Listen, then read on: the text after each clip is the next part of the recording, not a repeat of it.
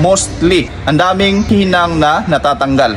Hindi naman yan gawa-gawa, kundi through experience lang at nakikita rin natin. Hey, what's up mga boss, magandang araw sa lahat. So yun, may nakita lang akong video, ayan sa reels ko, sa kabrowse ko, ito nakita ko. Ayan, kilala to na surplusan at ito matagal na siguro to gumagawa ng rack and pinion. Pero yun nga, kayo na ang humusga mga boss. Ayan, sa nagka-convert ng surplus dyan. Tingnan natin. Unsa mas nindot ba? Conversion, para sa conversion. Baki-baki o rack and pinion? Para na po, rack and pinion. Para sa imo? Oo, rack and pinion. Rack and pinion. Direct na siya sa steering.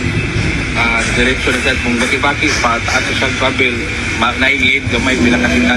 Pero di naman dangerous ka to cutting? Dangerous, hindi na problem. Mas compare na ito baki-baki o hindi baki-baki. Rack and pinion, mas maayo na ito. Rack and pinion. Pero Mindanao ba? Kasgara Mindanao ba? Rack and pinion ito. Katugaman sila baki-baki. Karawan, baki-baki. May nag-global mo, late siya gamay ang late siya gamay. Late daw gamay. Pinakasitan. Pero safety naman baki-baki. Safety naman problema sa safety. Safety baki-baki sa... Correct. Safety baki-baki sa kato rack and pinion. Same ka na safety yun. Pero same ka safety, pero mas ideal po sa rack and pinion. So labas dyan mga builders all over Philippines. So natawa lang ako dun sa ano talaga, delay. Ay, kung yung inyong kinabit na steering gearbox, di ba, yung baki-baki na tinatawag, is my play. At idagdag pa natin yung mga universal joint na kinakabit natin, meron na siyang backlash or play. So magkakaroon talaga ng malaking play from manibela up to the wheels. So siguraduhin natin yung mga universal joints sa manibela pa lang original patungo sa mga gearbox or baki-baki, tapos yung mga universal joint ng baki-baki, which is all goods lahat na walang play. Pero doon ako natawa sa ilang seconds, di ba? Siguro pagpihit mo ng manibela, ilang seconds pa bago umano yung gulong. Doon na ako natawa, pero yun nga, hindi natin matatawag na delay yun. Kung baga meron siyang backlash kung tinatawag, kasi nga may mga gear yan sa ilalim, pero sinabi nating ilang segundo, napaka-imposible naman nun. Pagpihit mo ng manibela, ilang segundo bago lumiko yung gulong.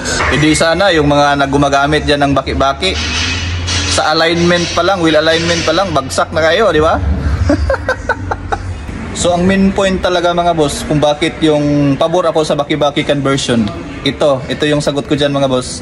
Yung position kasi ng rack and pinion, hindi na siya babaguhin. Yung mga mountings, yung mga brackets, so original pa rin siya mga boss. Ibig sabihin yung alignment ng inyong gulong is original pa rin.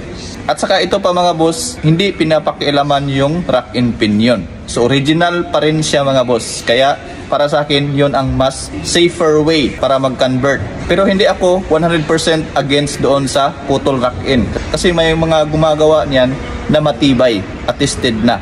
Kung pupili kayo ng mga gearbox or yung mga baki-baki, piliin nyo yung maganda. Pigilan yung dalawang shafting. Tapos ikutin niyo kung wala bang malaking play. Ito rin sa sinasabi niya na safety, dalawa ang magiging sagot ko. Yung dalawa pwedeng hindi maging safety at yung dalawa pwedeng maging safety. Ayan, ganito kasi yan. Nakadepende kasi sa gagawa. Kahit na baki-baki o steering gearbox yung ginagamit, kung hindi naman tama yung mga brackets, hindi naman tama yung pagka-welding, hindi matibay yung pagka-welding, di ba? Magiging unsafe pa rin siya. At doon naman sa steering rack and pinion, usually pinuputol, di ba? Not totally against naman talaga ako kasi may mga gumagawa rin yan na matibay talaga. Pero yun nga, mostly, ang daming hinang na natatanggal. Hindi naman yan gawa-gawa, kundi through experience lang at nakikita rin natin, social media man or sa personal nating buhay sa pagmimekaniko. Pati yung mga may-ari ng nakaputol yung rack-in. Comment down below kung ano yung masasabi mo dyan as builder, as surplus enthusiast dyan. So comment down below, pakishare ng video natin para malaman ng iba. So thanks for watching, God bless a lot, see you at the next video.